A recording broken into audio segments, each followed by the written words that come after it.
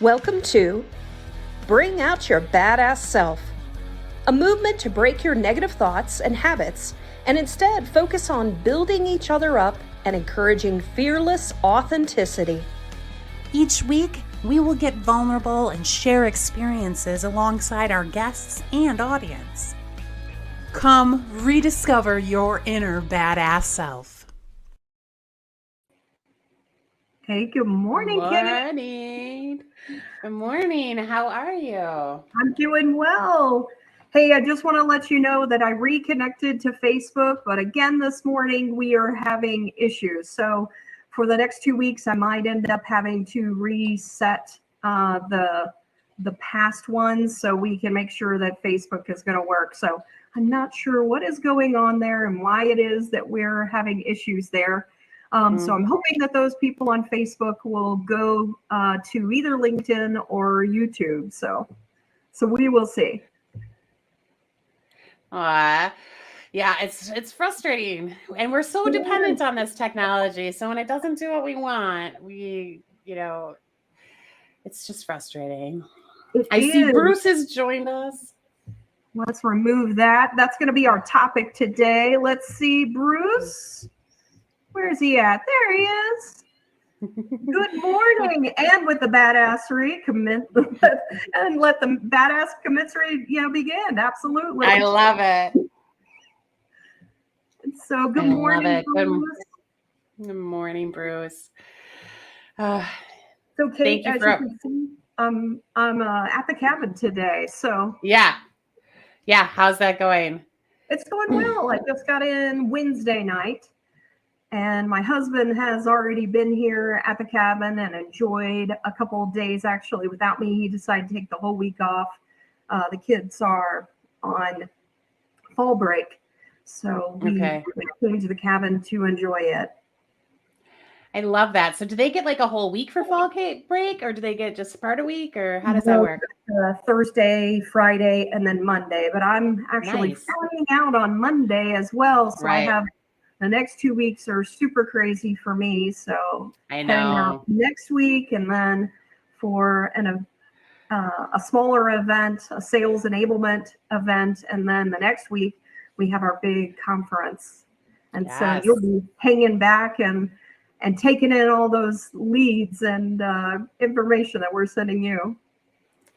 Yeah, I'm excited. I love conference time, even though I don't attend. It's my jam to get leads, so. Yeah, absolutely. We do a good job, especially that first day that we go. It's just crazy. Mm-hmm. Are you going to wear that awesome red dress again, or you got to switch it up? I'm going to switch it up. Yeah. So I have actually a black jumpsuit that I'm gonna wear, and then with wide pants, or like a little wider. Yeah. I've looked at those. I had this jumpsuit when I was a teenager that I've always been wanting to like recreate or find again. It was just the best. And those can be so fun if you find the one that like fits right and feels good. Yeah, no, this one was really good. I actually do Stitch Fix, so I have Stitch Fix sent to me, and it was one that they sent to me, and I normally wouldn't do a jumpsuit, but whenever I put it on, my husband was like, yeah. So you were like, it must be good. So yes, but it doesn't take much, right? It doesn't, no, Jenna not does for the same thing. Yeah, Jenna does the same thing. Like I can walk in the room and be looking like real rough, and she'll be like, "Hey," I'm like, "Really? I'm in male boxers, and this t-shirt is not good." She'll be like, "I'm here for it." That's funny. Yes. Well, I'm going to try to put the YouTube link again out for the Facebook users. But in the meantime, we have more people that have joined us. Hello. That's exactly how she says it. Good morning, Steph. Good to see you. Good morning, Renee. You're one of my favorites. Yeah, I get to see her Always. next week and then the following week in person. So I know. Get to fill up your Renee cup. that's right. Mhm. Good badass morning, Eric. Yeah. Good morning, Eric. And so, well, Cate, today we're going to be talking about a wise mind. Yes. And I know that one of the things that we have been doing is instead of music, we've also been exploring some other things. And so this week I actually had come up with another poem. This week I put it to a video, and I don't know if everybody saw, but the previous one that I had written, I ended up putting to a video and did a short reel out there. But Cate is going to be focusing on, I'm putting even more pressure on her, that for in 2 weeks, she's going to be doing something art-wise as well. So yes. More visual. And I have been writing. So I've been writing some poetry that's as awesome. well. So yeah, so not really ready to share anything yet, but I'm excited about that aspect. So, but I have some more visual art, and maybe we'll do a little music with it or something. I haven't decided yet, but Yeah. Kim has joined us. She says, "Good morning, beautiful badasses." That's Good morning, awesome. Kim. So good All to right. see you So always. do we want to go ahead and play that particular poem, and then that'll allow me time to be able to post that out over to Facebook as well? Yes, All right, do it. all right, awesome. Well, I'm going to go ahead and add this to the stage and start play it.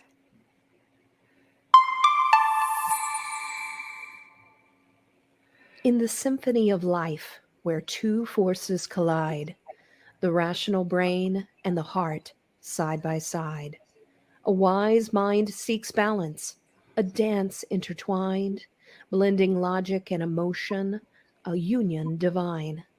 The rational brain, with its analytical might, calculates, strategizes, seeking what's right. But the emotional heart, with its intuitive sway, guides with empathy, lighting up the way.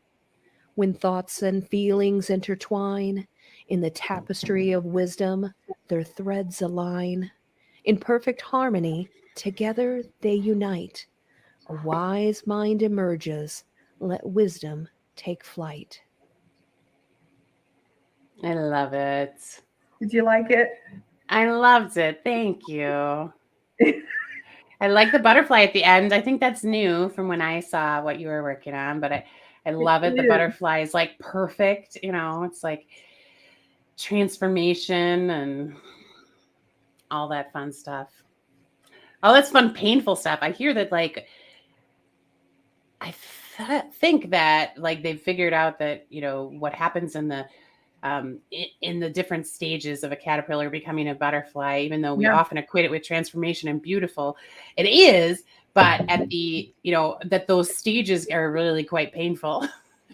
Like, which I could imagine. I mean, all transformation is painful, right? Yeah. Change can be so painful. Yeah.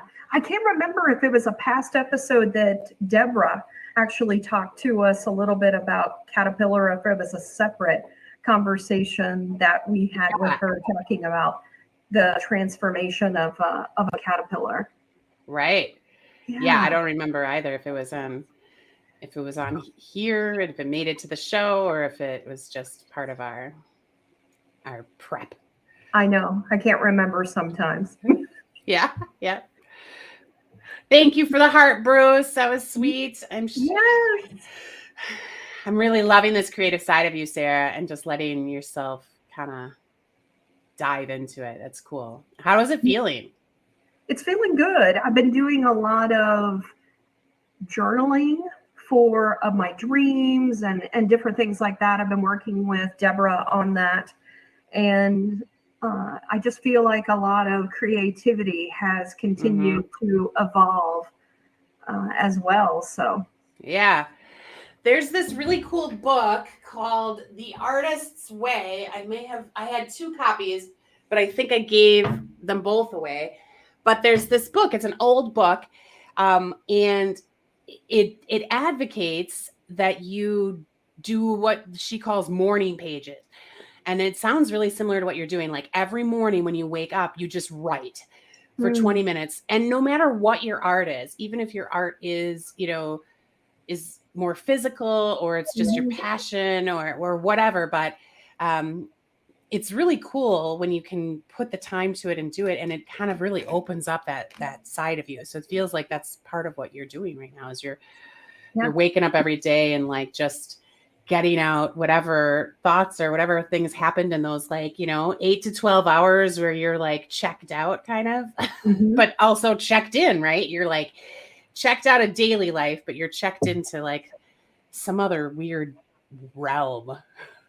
Yeah, it's really tapping into your unconscious or the things that maybe you haven't necessarily explored.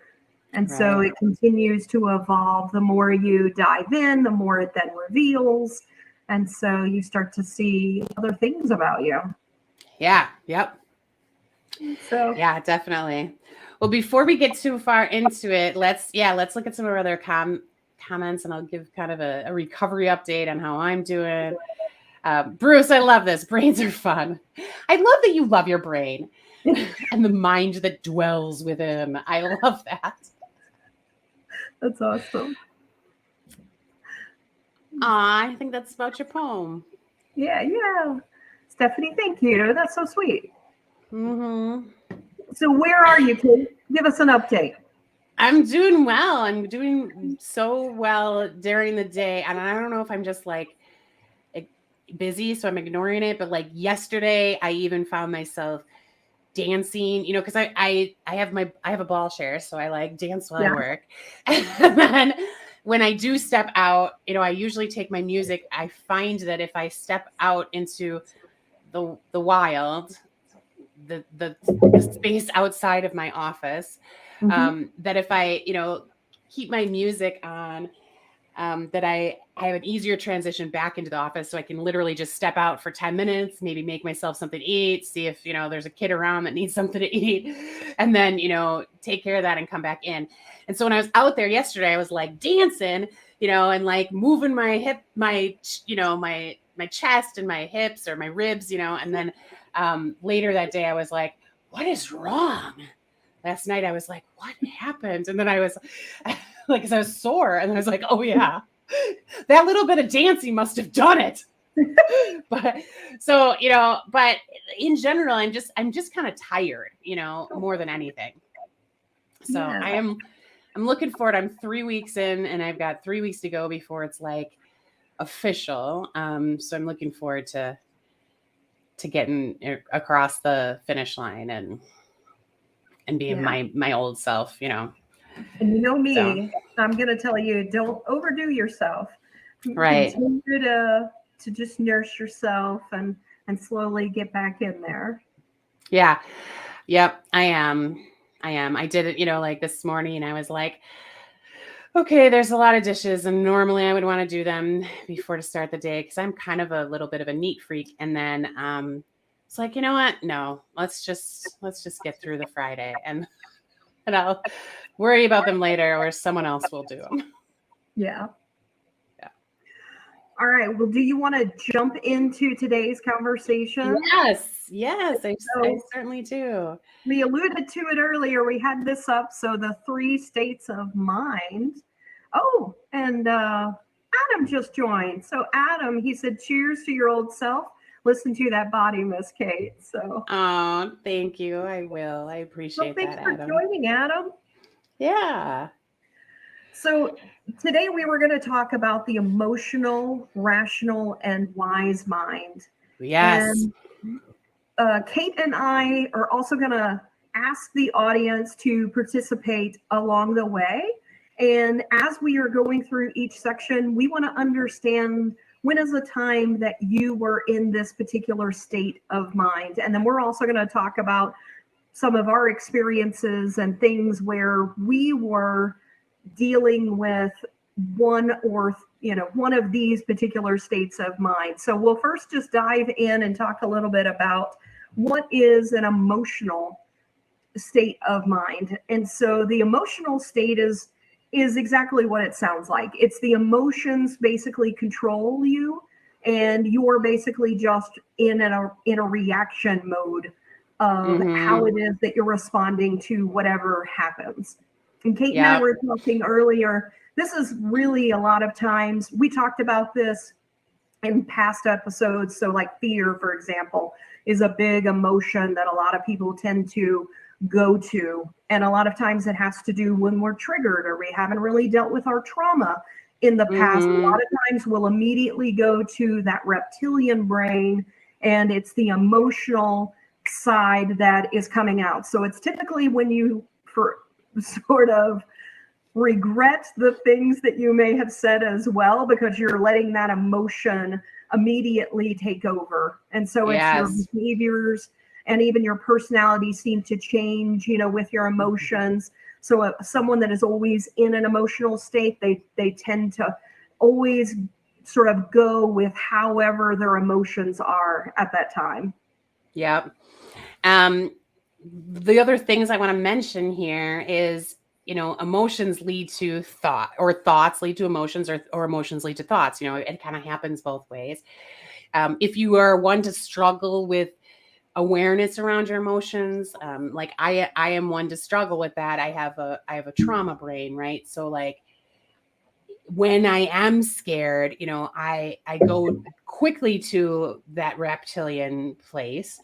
And sometimes I'm so scared I don't even know I'm scared, right? Or I'm so something that I don't know. So then what I do is try to focus really hard on, okay, what are some other things? Like, what are my urges right now? Like, an urge to like run away, is related to an emotion of fear, right?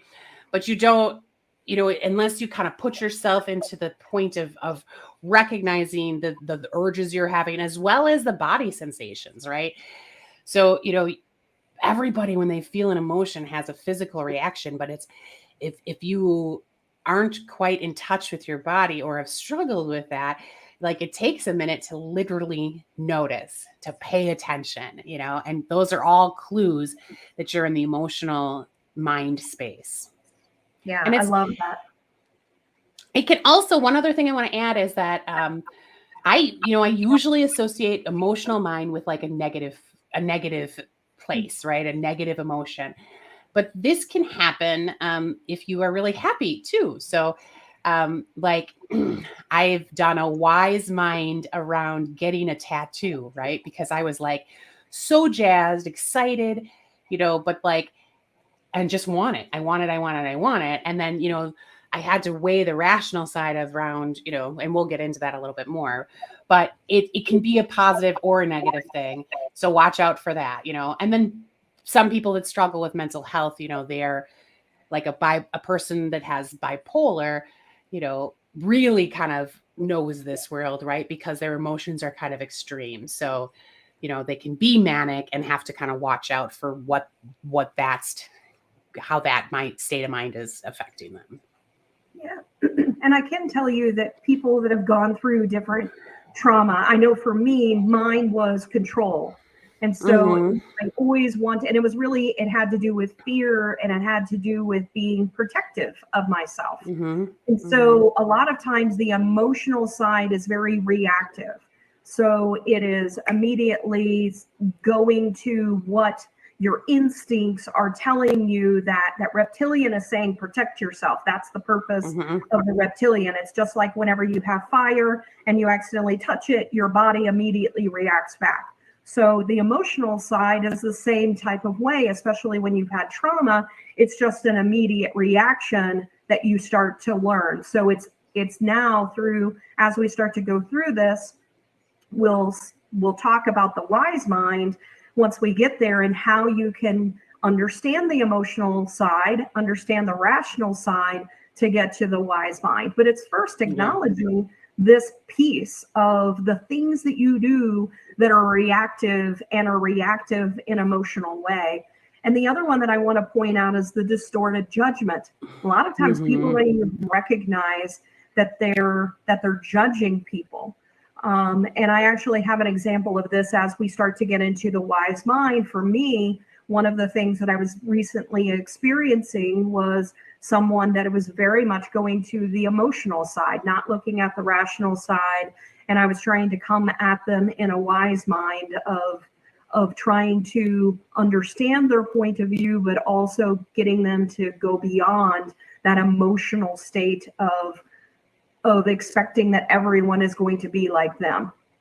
And so in the emotional side, you'll also see sometimes people that are all over the place and have a hard time focusing. And that's a lot of what you were talking about, Cate. A lot of times you'll see that, sometimes even more in people that are having real mental issues that are struggling. But this could just be people just in general that they are dealing with the day to day and their thoughts are all over the place and they're having a hard time really focusing. That doesn't necessarily have to be a mental issue. I think that we can all relate to those. Like sometimes I'm just like, the other day I remember Tim was reaching out to me and saying, hey, like I need this information. And I was just like, I just can't. Like I was like so emotionally drained that I was like, this is when I will get back to you, but I can't get it to you right now.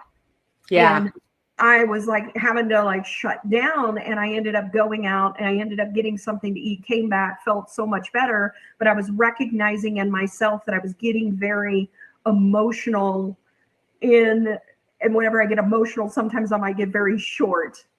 I'm like, I can't deal with this. Like it's overwhelming feeling right now. Yes.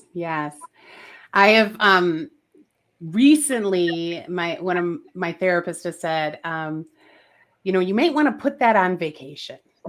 You might want to put that issue on vacation and deal with it later. And that is a wise mind choice. Like that is a decision you make.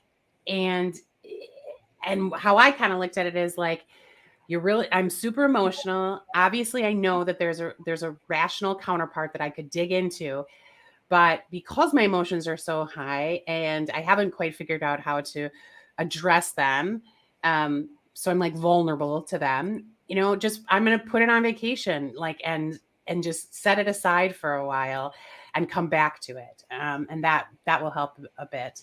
I'm curious, what you guys have experienced around this, or I'm sure that you can relate to this and have experienced this, but if there's anything that you guys want to share around, or point out things that, maybe you've experienced that we haven't addressed. But would love to hear about any, times that you've been in an emotional state of mind that you're willing to share with us. Yeah. I would love it if people share that. And so, while we are going to the rational side, go ahead and feel free to add that in there. Those that are joining us afterwards as well, be sure to add something in there, times that you felt like you sort of learned. Maybe it's even an aha moment of, oh, I realized, just like with me, it was the control thing. Like I was able to correlate that back to my trauma and recognize, okay, this is sort of my reactive. This is sort of me whenever I become triggered, ultimately. Right. Yep. Yeah. Definitely. So Cate, the rational brain. I have to tell you, last night, my husband and I played a game, and I forgot what the name of the game is, but it's like different levels. So it's like level 1, it's it's how people perceive you. So you ask questions and it's how people perceive you. Then the next one is telling more about yourself and things about you ultimately. And then the third level is like getting really deep into it. And one of the questions, I think this was on level 1, was, do you see me as creative or analytical? And it was funny, both my husband and Jamie, that question happened to come up for me, for both of them, whenever I played it the 2 different times. And I'm curious, which way do you think both of them said? I think they probably said more on like the rational side, right? Like on the analytical side? Analytical, rational, like logical mind, because they see a lot of times strong people, you know, are viewed by their community as like totally logical, right? That these decisions kind of come really easily to them because they are so strong. That's my assumption. It was. So they both said analytical. Yeah. And it makes sense, but I also do feel like I have a really good balance of the creative side, but it's not always something people really see as well. And so, but the Right. rational side here is really about that. It's you're using logic, you're using facts, but the challenge with that sometimes is sometimes you can disassociate yourself and sort of remove any emotional aspect of things and just look at it from a point of view of the stats, the statistics, and removing all of the emotional sides to almost become disassociated with whatever the decision is or whatever the challenge may be. So I think a lot of times when you think about CEOs, for example, a lot of times they will use their rational brain to feel okay about like firing a bunch of people and things like that because they're looking at the rational side, but they're not always looking at the emotional side. And sometimes there is a combination. Like you could potentially do something else, but they're just looking at the numbers. So therefore they're disassociating and it's just going to become the rational side that they're focusing on. Yep. Definitely. I think that that happens a lot in leadership, right? And it makes the rational mind a little easier to dig into when you can separate your emotions. And a lot of times in business, they tell you to do that, right? Like that's kind of a, you know, like don't get emotional at work. Don't, you know, and the truth is that like as humans, we do have both, and it's really hard to wrap your mind around both, right? It's easier. It's like an escape to just rely on the rational mind. And so that's one thing I wanted to mention. The other thing I wanted to mention is that a lot of times it's really clear, like, okay, yeah, I'm using logic, I'm using facts. But sometimes the rational mind is just basing those facts are actually past experiences. So they're just basing it on like what has happened in the past. When this happened last time, or when something similar happened to this is how, you know, it ended up. And so, you know, notice that in yourself, like when you are going through the process of making a decision and you are relying heavily on your past experiences, that is rational in and of itself, because you're checking the facts. That's logic. Yeah. You know, I'm also wondering, and I'd be curious what people think about this, is that I first was going into criminal justice. And so I actually interned with a police department, which I don't think a lot of people realize that was sort of my background. And I studied psychology. And one of the things that I did find is that a lot of people that are in the medical industry and in the policing with law enforcement and things like that, I think that a lot of them might have to go to their rational brain and not their emotional, because a lot of times they have to push things over to this rational side to basically maintain composure. So they're keeping calm with the problems that those people would be upset about. So they almost have to do that in a protective way. But it's when it goes too far, I think sometimes that's when sometimes abuse can happen, because they're disassociating that person as a human being. Right. That they are so in their rational brain that this person did this. So therefore, you know, I should be able to do this. So they're trying to go to almost the opposite. And so I don't know. Yeah. I just thought of that, and I'm just curious whether people would agree with that, or what your thoughts are. Yeah, I completely agree. Yeah, pull up Bruce's comment about you, because it kind of goes back to like what you were saying. So creative, Go ahead. Go ahead. I see you, Sarah, as creative. I think your creativity enhances your analytical because of the depth of your insights, which are as a result of your creativity. Yeah. I completely agree, Sarah. I think, and you've mentioned this before, you have a lot of empathy. So I think you do often have a really nice balance of the rational and the emotional, and because of just who you are and what you work in, and of course your values, what you work hard to be. Yeah. I like that. I like what Bruce said. I do consider myself actually a very creative person, but I do think that I rely upon the analytical side a lot. Right. But I do think I balance it as we start to get into the whys. I really am always going back to that emotional side as well to make sure that I'm balanced there as well. Yeah, and in terms of like law enforcement and other other positions in healthcare, doctors, nurses,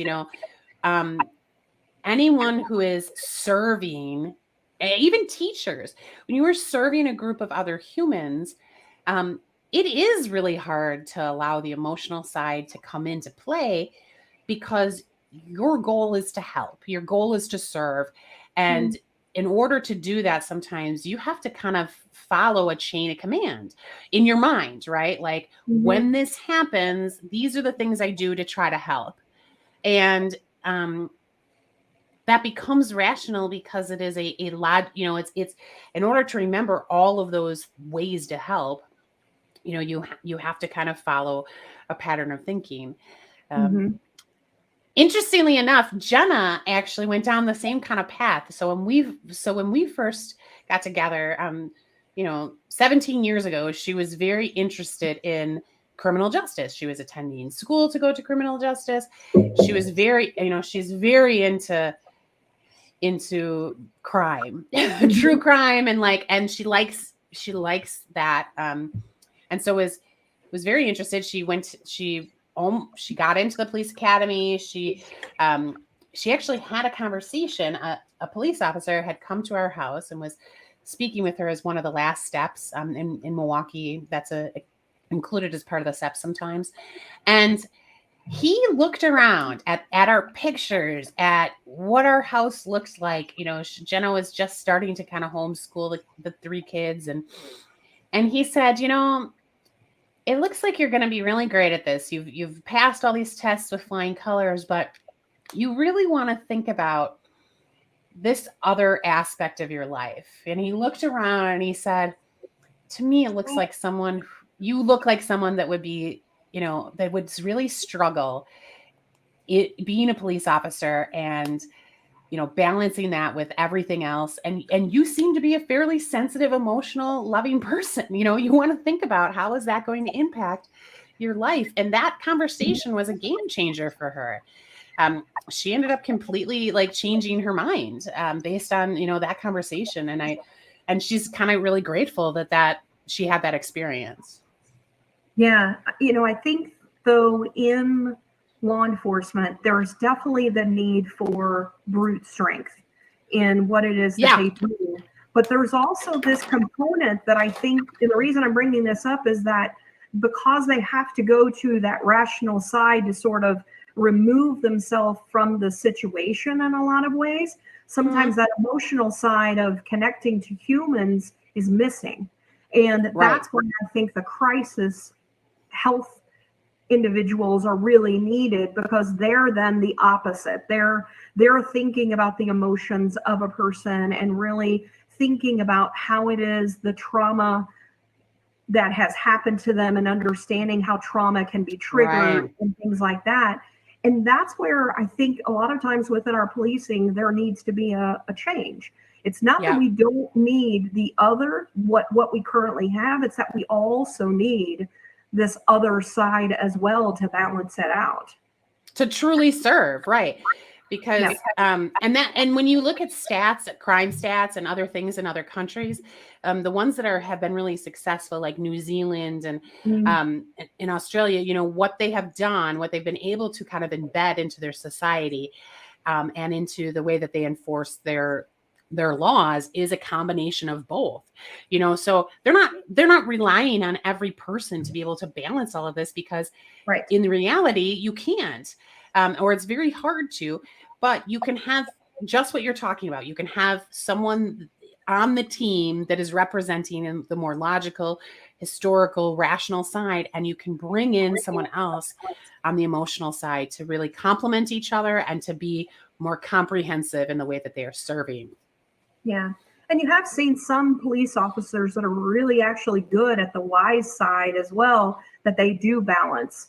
Oh, yeah. But when you really think about it, they're focusing more on the rational side when they're training people versus the emotional side, which I consider a little bit more the human side of things. And so you and I didn't have that plan today, but that was something that just sort of came to me.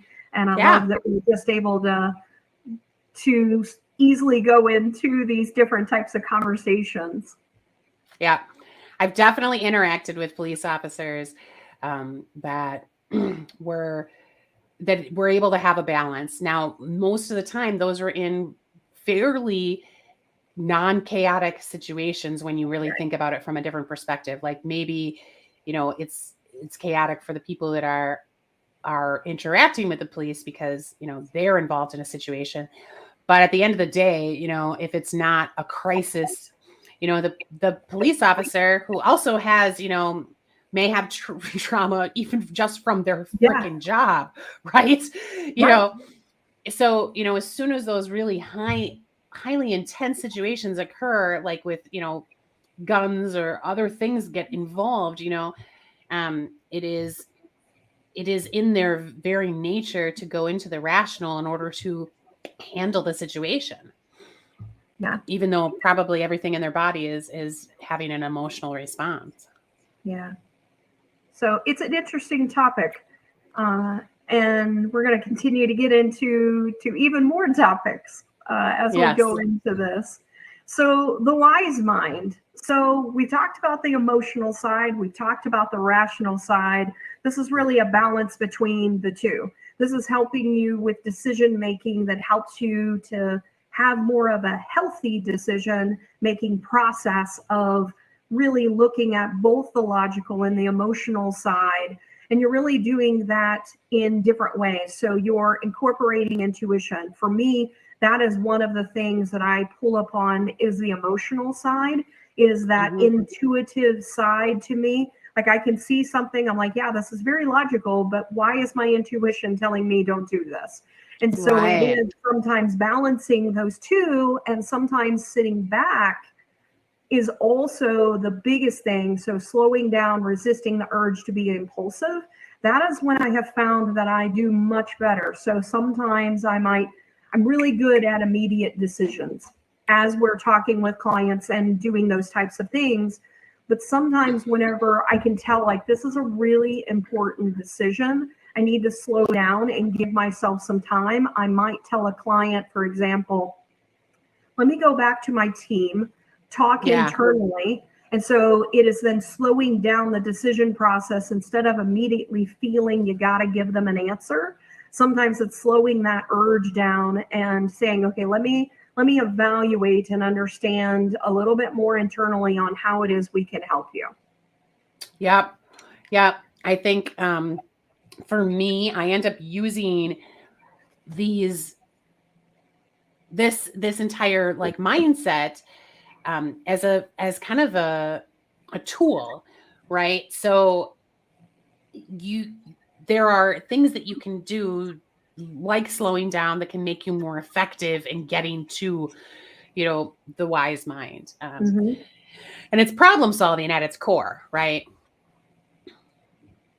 So at its core, being a problem solver will, you leveraging different tools out there that can help you, whatever resonates with you. But this is one of them that can help you, get to what you really truly want to do. And this last bullet around value-based decisions, when you are clear on your values, you are able to balance both sides and then figure out, okay, now that I've looked at this from all angles, what what needs to be my decision and what is most aligned with my values. Yeah. For me, the wise mind, I think, also will take into consideration when they recognize that people are coming from an emotional or a rational mind as well.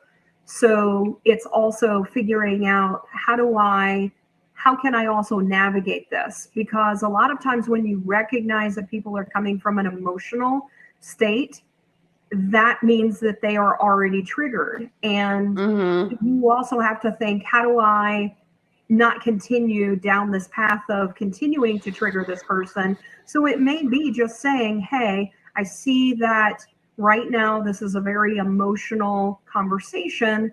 It sounds like maybe we both also need to step away and then come back. It was, interestingly enough, I saw this show where they were doing this experiment, and they were almost getting the couples to get irritated at each other on purpose, because they were doing like an experiment, and they got them all both hyped up and upset at each other. And then they would say that, oh, there's a malfunction with like the camera. We're going to have to take a break. And so they would take a break on purpose for these couples. And just having that 15 minutes away, all of a sudden, the next time they came back, they were both in a more of a wise mind. They've slowed down what was going on with them, and they weren't immediately coming after each other. They said that just by having that happen, and were doing it on purpose, and they said it with every single couple, slowing down, getting away, and then coming back, they then were able to have, then the person that was counseling them would then help them along the way. But they were able to slow down and sort of stop and sit back. So I thought that was a funny experiment to sort of get them riled up and then go, oh, sorry, we can't talk about this anymore because the camera has broken down. Yeah. I love that. That's one of the biggest that is, when I am able to do that, that is so successful for me. Yes. And I've had a therapist actually tell me, don't speak to your partner until you can look at them, hold their hands, smile, and remember why the fuck you married them. Because yes, especially when in a conflict, right? Because at the end of the day, most of the time, unless you are in a relationship that simply isn't working, but the majority of the time, you do get to a resolution that makes things better, right? Mm-hmm. It's the path that you get there, and how much stress are you inviting into the conversation, or how much negative energy are you putting into that path to get there, that could be avoided if you just let yourself get to the end faster, right?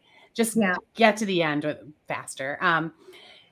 The other thing I wanted to mention about that break, that's an awesome experiment. I love that. I also know that science backs that up, and then sometimes you can't give yourself 15 minutes, right? Like sometimes that's just impractical. But what the research out there has shown, that if you are able to even allow yourself 90 seconds, 90 seconds outside of the conflict or the situation that you're involved in, those 90 seconds actually, there's a change that happens in your brain, and you're able to breathe better. And there's actual biological things that are happening where you're able to kind of come down and be better after that 90-second break. So it doesn't have to be 15 minutes. I think 15 minutes often gives you way more time to find the effective problem-solving path. But if you don't have that, give yourself at least 90 seconds and try hard to just focus on your breathing while you're doing those 90 seconds. Yeah, I was going to say the feeling grounded, which is one of the bullet points here.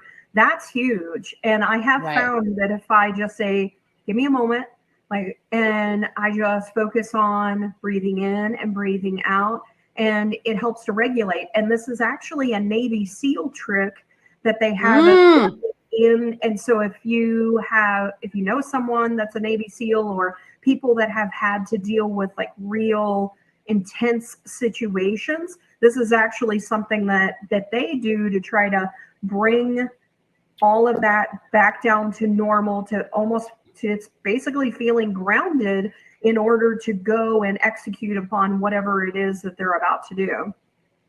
Yeah. Yeah. Yeah. And a lot of things in the military come from science. Like they're backed by science. So that's wonderful. Yeah. So this, as I've talked about, this framework can be used as a tool. So and I use it most often when I am in an emotional mind and I need to find the wise mind. But in order to do that first, I have to flip over and think about the rational for a bit. So do we want to go to the next one, which is how to develop a wise mind? Yes. Yeah. Oh. I had to sneeze. Yeah. Luckily, I put it on mute because it's really loud. And so we've been talking a little bit about how to develop a wise mind. So focus on the present. And the biggest thing is to stop ruminating on the past, which is one of the most difficult things, I think, when we're triggered by that emotional side, or even sometimes on the rational side of, well, that's just what they've done. We're going to the rational side of things. So the past can really correlate with both the emotional and the rational side, depending on how we look at it. Yep. So a lot of times it's just being in the present. Okay, what can we do now? So let's not assume that they're going to do X, Y, Z. Let's also not deal with all of my past triggers. And so what is it in this moment, being in the present, I can do about this situation? Right. Yep.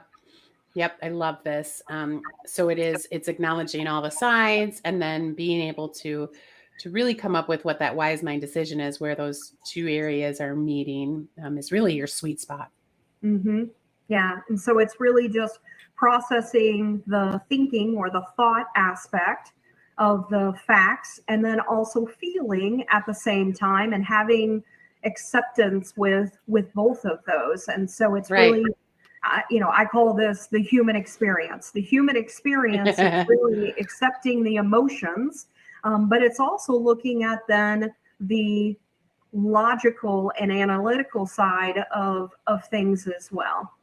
Yeah. And that's really what brings out my wise mind decision is. And so it's acknowledging both. And so Cate, you have an example of one that you had to go through.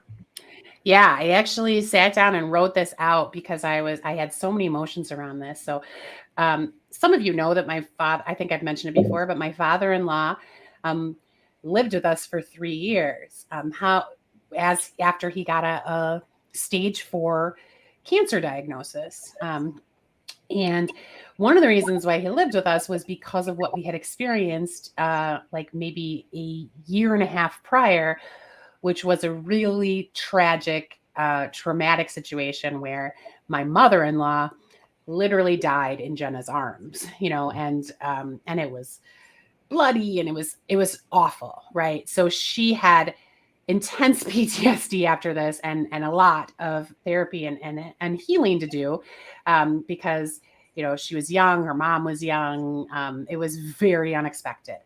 So, and she lived with us. She had just moved in, but didn't move in because of a sickness. Right. So that happened. We were, doing our best to recover from that. And then Bob, her dad, and Jenna's an only child. So her dad then got this diagnosis.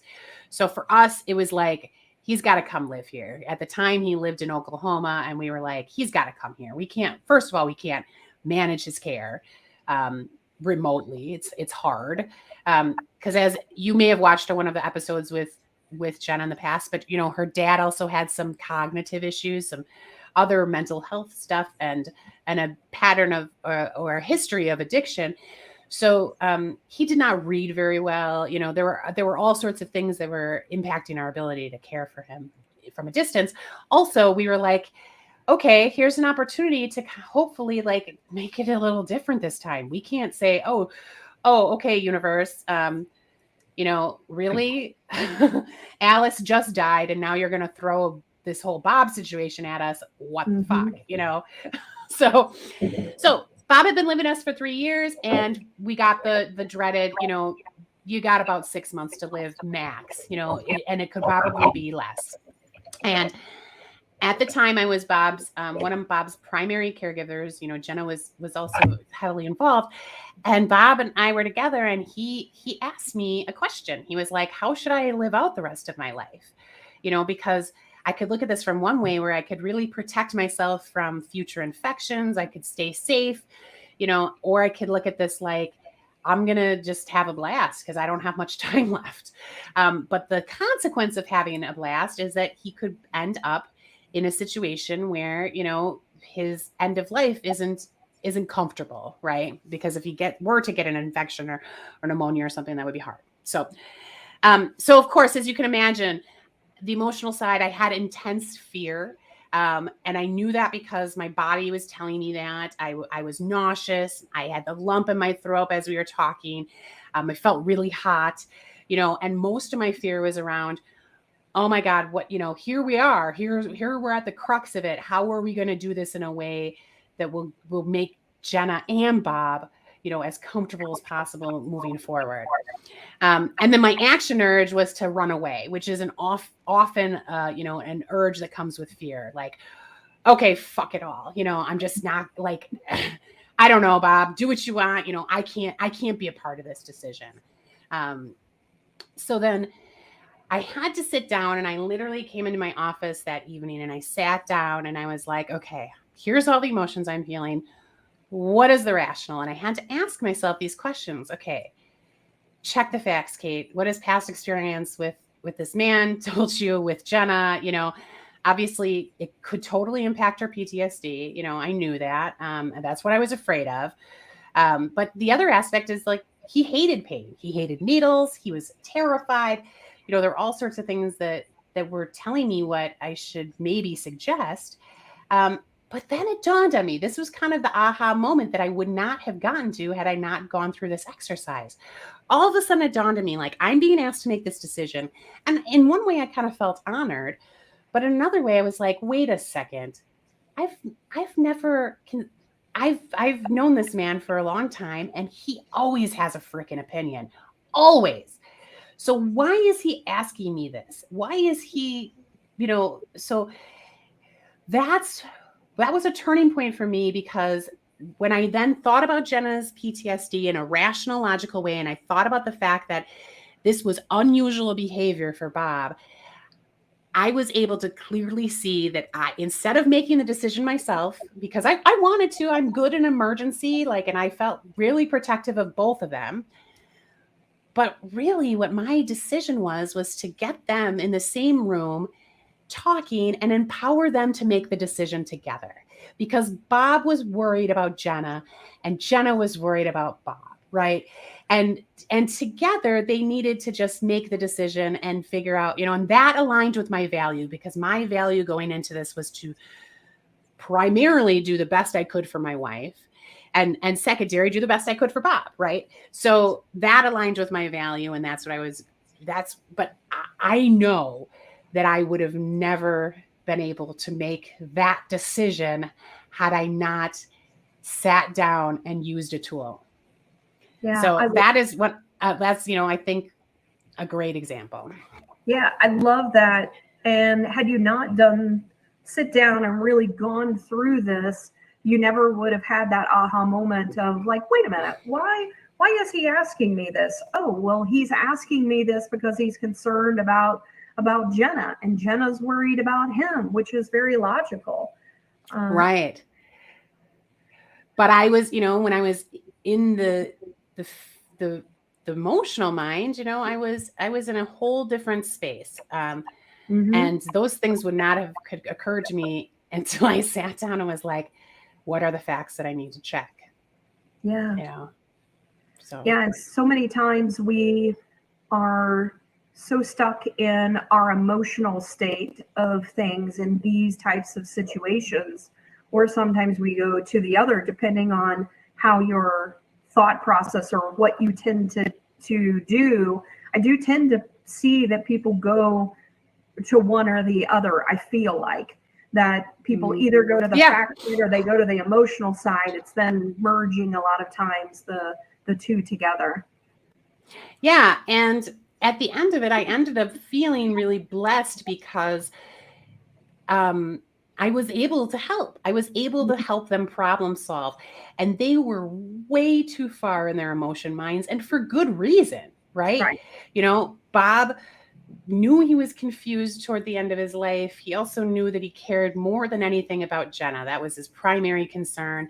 You know, and Jenna obviously was losing her dad at, you know, at a young age, and too soon after losing her mom. And, you know, and they would have had a really hard time getting to the understanding the rational, because they were so in the thick of the emotional mind, you know. So hopefully they would have worked it out had I not been involved. But I think it was a blessing in a lot of ways that I was involved and able to get them together and, you know, to make the decision.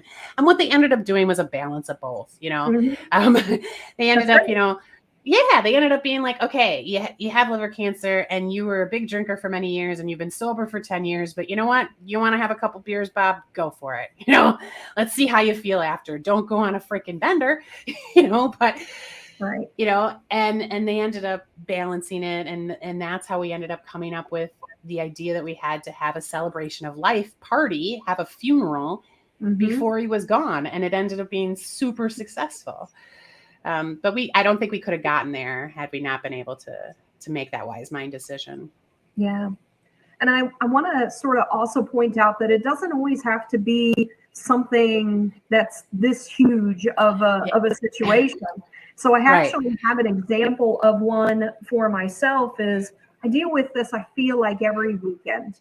And so every Yes. weekend, my husband and my daughter are go, go, go, go, go. They are full of energy. They want to do.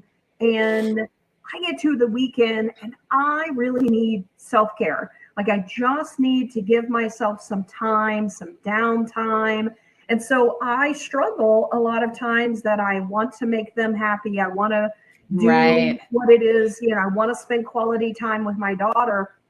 And so I've gone through this process doing exactly this and not knowing that it was the wise mind until Cate ended up sort of sharing this with me. And so with the looking at the wise mind, I was looking at the emotional side. The emotional side is I'm tired. Like, I just want time to myself. And so I'm thinking about that, but I'm also thinking about, well, you know, now I also sometimes bring in the guilt. Oh, but if I don't, you know, that type of thing. So I'm thinking on the emotional. Then the logical side is, well, Sarah, you need some downtime. You know, you deserve this, and all of these, you know, logical things that are going on. But really, how I balance the two is, okay, well, how about I dedicate a day? So one of the days on the weekend, I will do something quality time with my family, but the other day is a me time. So I Mm. balance the two by looking at, I know that I logically also want to make sure that I have quality time with my daughter because Right. that's important to me from That's your value. my value. And Mm-hmm. so I want to make sure that I'm not just letting the weekend go by and not spending some type of quality time. Because me, I could just, like, you know, just let me chill out. You know, let me just, I could Mm-hmm. take the entire weekend. So for me, I had to balance the two. It's like, Sarah, no, Yeah. you really do need to also do this other thing as well. Yeah. Yeah, definitely. Yeah. And um I think, yeah, that's a common thing, right, Mhm. for people. And I think what you're also maybe role modeling for others is you can do both. You don't have to do all or nothing. You know, a Right. reset is very important. But so are your connections, you know? Yeah. And I think the key thing that you focused on or that you hit upon was going back to values. So, what are Mhm. my values?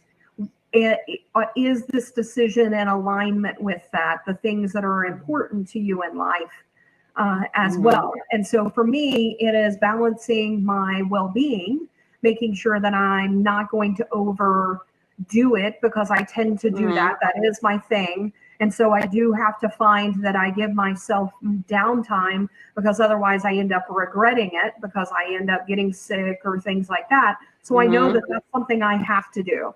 And then the other aspect of it is I want to spend quality time with my daughter because I Mhm. have a limited amount of time with her. And I Right. also, my job as a parent is also to make sure that I'm helping to Mhm. have her grow as an individual and but also just having that time with her. So it's really finding that balance between the two. Yep. Yeah, I think it's a great wise mind decision, and I hope more people are able to do that. And um, so you are no like you feel the guilt, but you're able to balance it Mhm. with what you know is an important aspect of your life. You know, you Yeah, have an intense job, and your goal is to reset in order to be more effective for that. That's also a value of yours. it is. But but balancing that with a value of spending time with your kiddo, because yeah, she's only going to be this age once, you know? Exactly. Yeah, Yeah. and but it's also as I continue to grow as an individual, setting healthy boundaries is also my value. And so I Yes. always try to look at things and say, and you'll notice in that the slide that talked about a wise mind, it was also about boundaries and it's about Mhm. healthy boundaries. So it's knowing, and that's also where you can then get rid of the guilt. You know that, okay, well, logically and emotionally, this is what I need. So if Mhm. it's logically and emotionally what I need, then there should be no guilt. Like I'm doing Right. what is best to make sure that I'm healthy and that I'm setting myself up for connecting with my daughter and while also taking care of me. I think a lot of times people use an or. So it's this or it's this. Well, why can't it be both? Why can't we use Right. and? How can I make it this and this? Yep. And then you get the added benefit of the fact that you're also modeling to Riley. Here's how Yeah, you set healthy boundaries. Here's how you prioritize taking care of yourself. It's really important for extroverts to do that. And Miss Riley is very extroverted, right? So, you so know, you I think she's an in between, honestly. And so yeah, I think, what is that, an ambivert?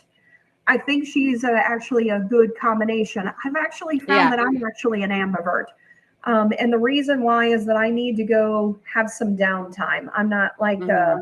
a person that is constantly out there, but I like being out there. But I also need, sometimes I really do need, I prefer the one on one with people, is what I have found versus like group Hmm. settings. And then I also do need my downtime. Yep. Yeah. Would you consider yourself more an ambivert?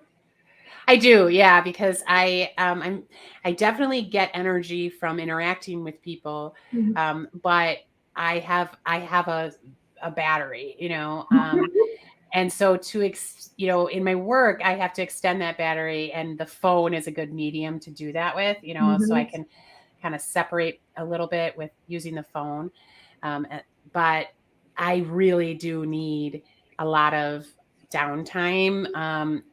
In between, and in the physical world, like going to very similar to you in terms of one-on-one is a little better for me Yeah, than one on many.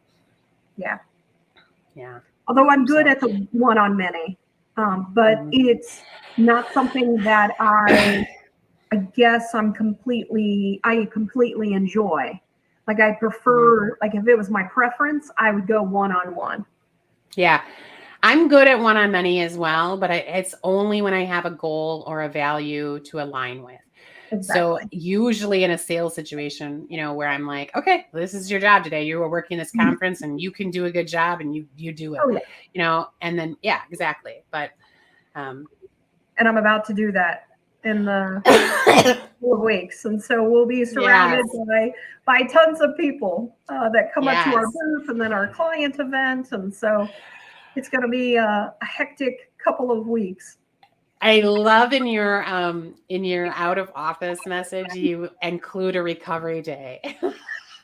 She's like, here's what I'm doing this month, because there's a lot this month. She lays it all out, and then at the very end she has it, and this is the recovery day. Love it.